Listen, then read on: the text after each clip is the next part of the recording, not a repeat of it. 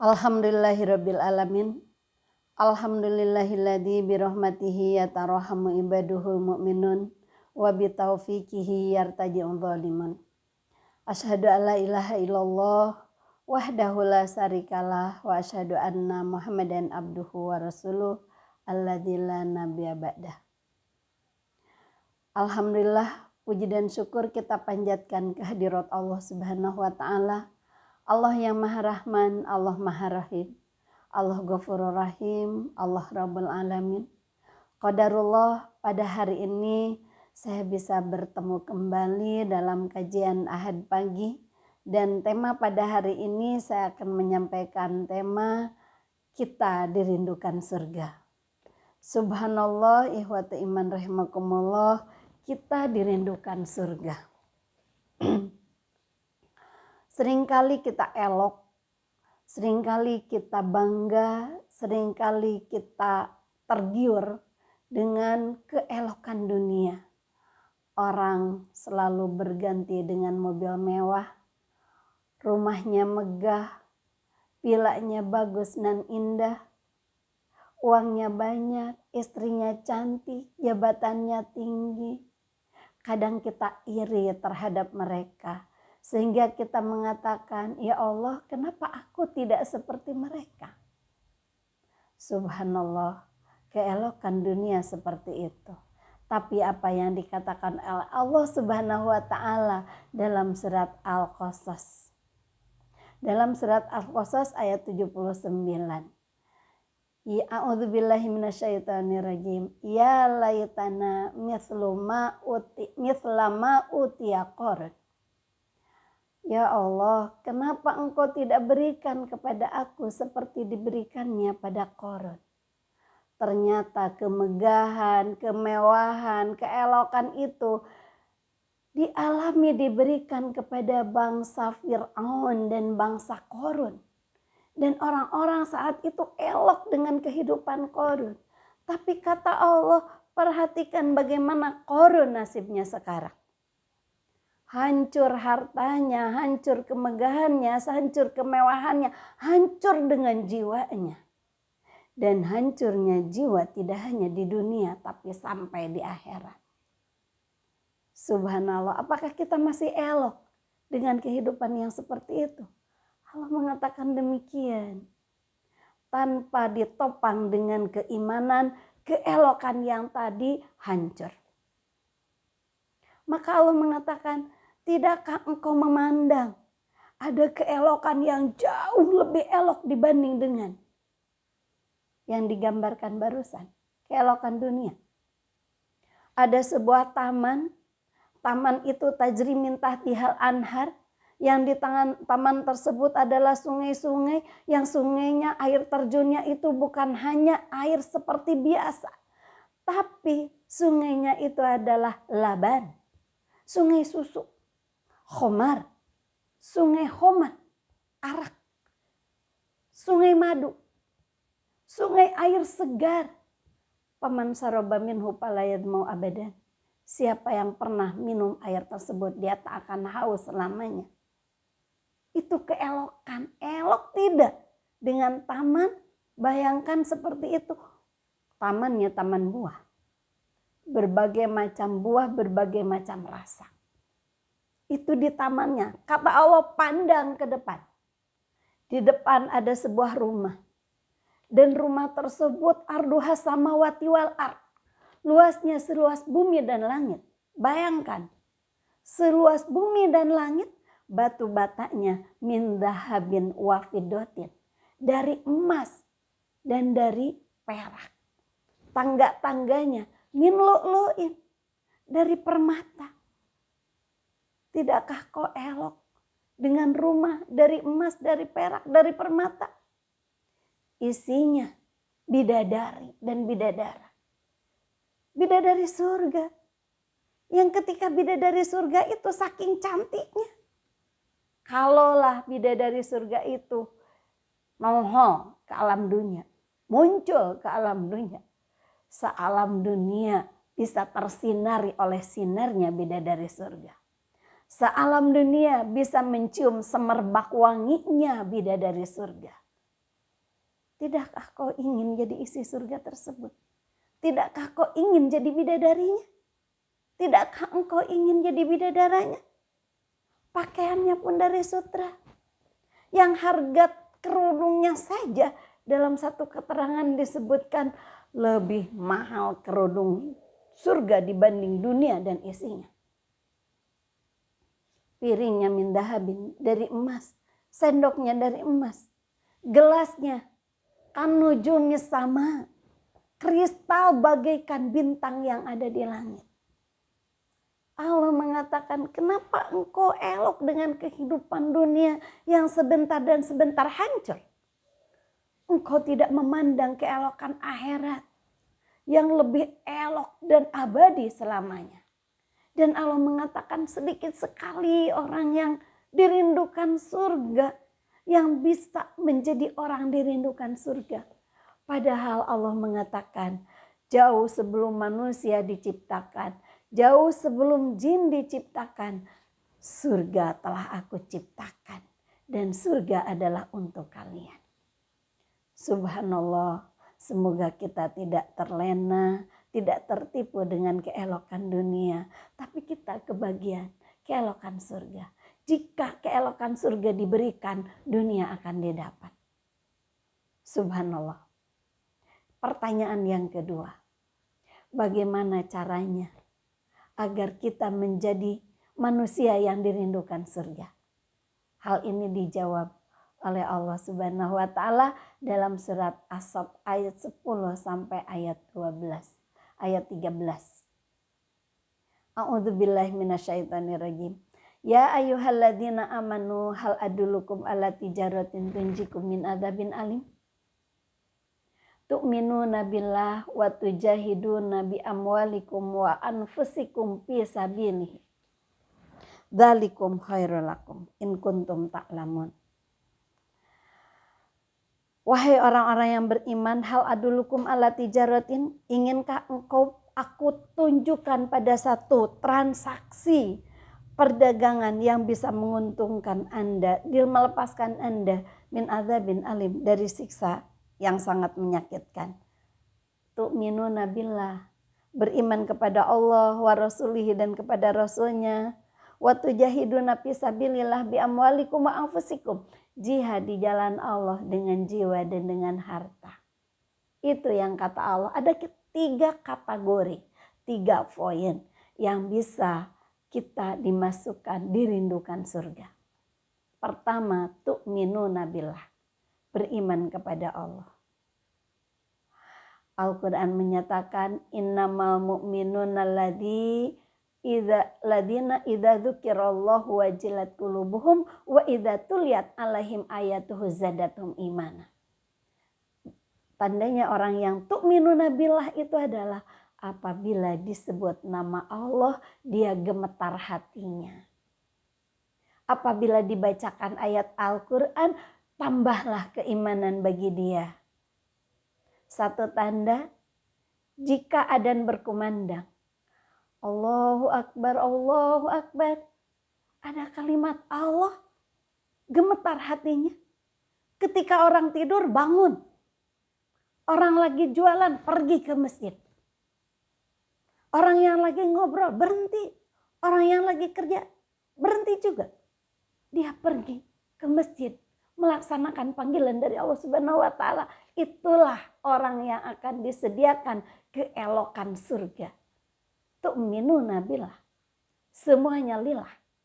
Semuanya karena Allah. Kita berdagang lillah. Kita tidur lillah. Kita makan lillah. Kita berdakwah juga lillah. Tanpa mengharapkan balasan dan imbalan. Hanya dari Allah Subhanahu wa taala. Tu'minuna billah. Semoga kita tergolong kepada golongan ini. Ihwatu iman rahimakumullah. Yang kedua apa?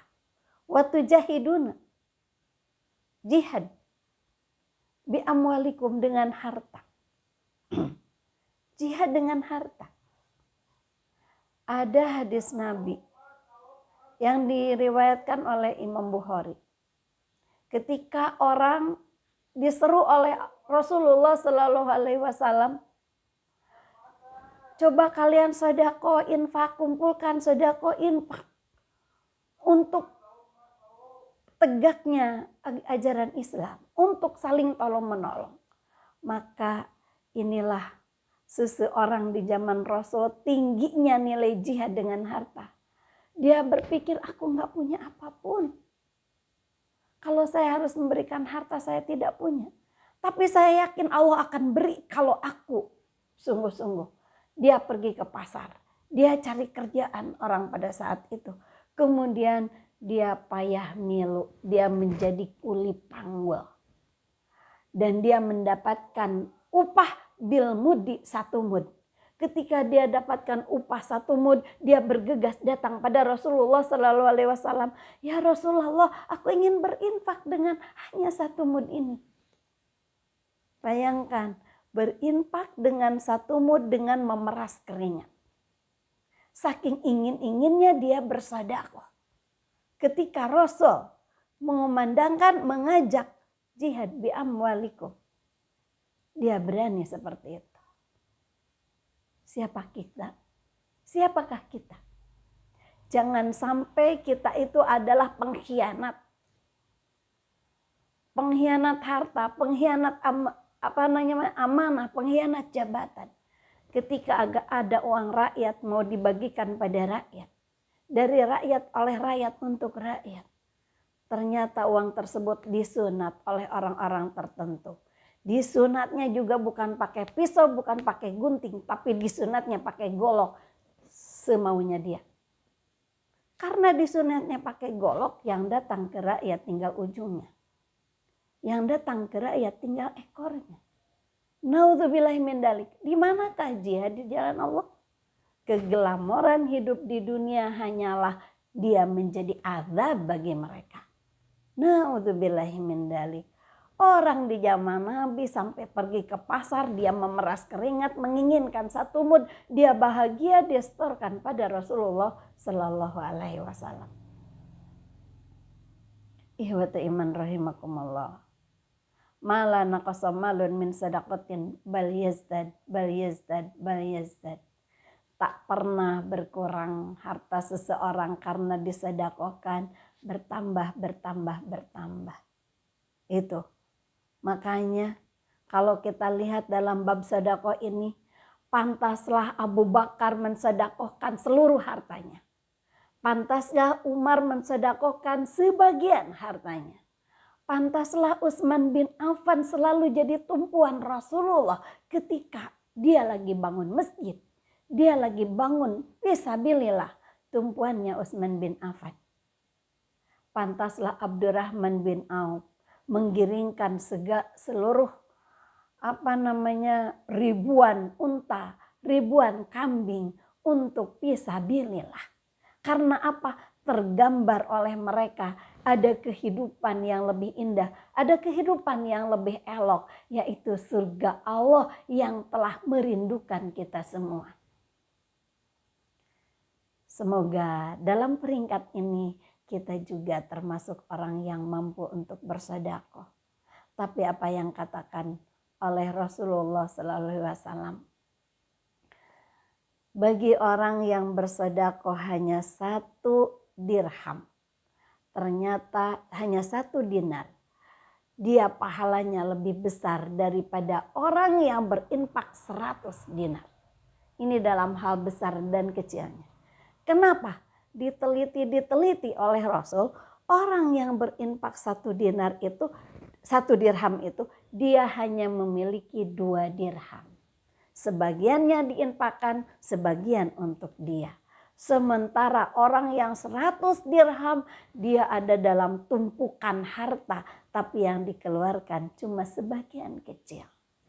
Jadi masalah ukuran besar dan kecil itu tidak jadi masalah. Yang Allah perhitungkan adalah ukuran usaha kita, himmah kita, semangat kita untuk berinfak. Bi amwalikum, dengan harta. Yang ketiganya, jadi yang satu tu'minuna billah, yang kedua tujahiduna bi amwalikum, yang ketiganya bi anfusikum, tujahiduna bi anfusikum, berjihad dengan jiwa. Berjihad dengan jiwa. Kita lihat dalam hadis An-Nasa'i. Ada seseorang, dia datang pada Rasulullah dengan sudah memakai pakaian jihad. Sudah memakai baju besi, dia siap untuk perang. Setelah ada himbauan dari Rasulullah SAW, kita jihad. Walaupun jihad di sini bukan hanya dengan berperang, tapi yang digambarkan oleh sahabat ini, dia jihad dalam arti berperang di jalan Allah melawan orang kafir. Tapi dia ternyata kafir. Dia itu diberikan hidayah oleh Allah melihat bagaimana dakwahnya Rasul sebagai uswah bagi kita. Akhirnya dia langsung ganti baju. Dia pakai baju perang, dia datang pada Rasulullah SAW. Ya Rasulullah, usalimu au uqatilu. Ya Rasul, aku masuk Islam dulu atau aku perang dulu? Maka apa jawaban Nabi? Aslim, masuk Islam. Uqatil, baru kamu perang. Maka orang tersebut pa aslama, pa qotala, pa kutila. Orang tersebut dia masuk Islam, dia berperang, dia terbunuh, dan kata Nabi, syahid huwa fil jannah. Dia syahid, dia masuk surga. Itulah. Dan Nabi mengatakan sedikit amalnya tapi pahalanya banyak. Itu kata Nabi. Karena apa? Surga pahala bagi dia. Itulah orang yang dirindukan. Jihad dengan jiwa. Bagaimana kita lihat Bilal bin Rabah, Mus'ab bin Umair, Sumayyah dari kalangan perempuan. Dan banyak lagi yang lain. Jihad dengan jiwanya. Mereka tidak punya cadangan ruh, kalau dia mati ya mati. Bilal bin Rabah, ketika dia mempertahankan akidahnya, dia korbankan jiwanya, berlumuran darah, dipecuti, dipukuli, dijemur di tempat yang panas, di atas batu yang panas, ditumpangi batu panas, diinjak-injak, dipecuti. Apa yang dia katakan? Ahad, ahad, ahad. Hanya Allah yang satu. Yang aku harapkan hanya Allah yang satu. Bi anfusikum, dengan jiwa. Kita lihat Sumayyah binti Khayyat. Dia punya suami namanya Yasir. Dia punya anak namanya Amr. Dan dikenal Amr bin Yasir. Ketika dia disiksa oleh kaum kafir, disiksa termasuk Sumayyah sebagai istrinya, sebagai ibunya Amr. Maka ketika dia diazab, dia mengatakan, aku tetap akan menjadi pembela Rasulullah, agama Rasulullah. Apa kata Abu Jahal? Wahai Sumayyah, ucapkan oleh Anda, puji Tuhan kami, caci maki Muhammad.